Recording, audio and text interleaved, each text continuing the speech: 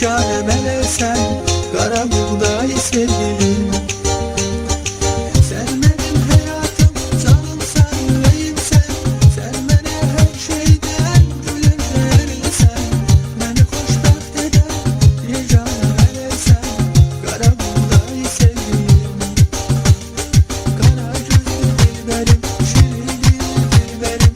Kara buğday güzel, hayatıma hoş gelip. Kara gözlü dilberim, şirin dilli dilberim. Kara buğday güzel, hayatıma hoş gelip.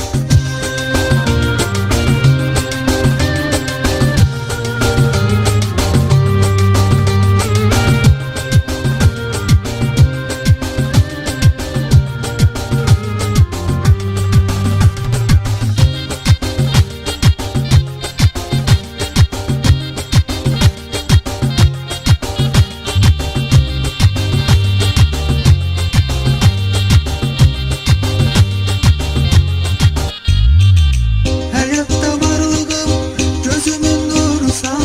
Beni xoşbəxt eden yegane qadınsan.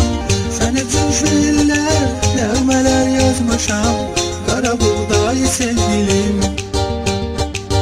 Hayatta varlığım, gözümün nurusan. Beni xoşbəxt eden yegane qadınsan.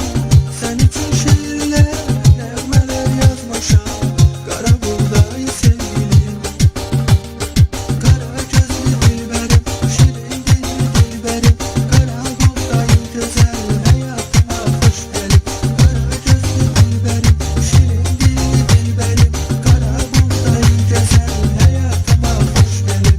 Kara gözlü dilberim, şirin dilli dilberim. Kara buğday güzel,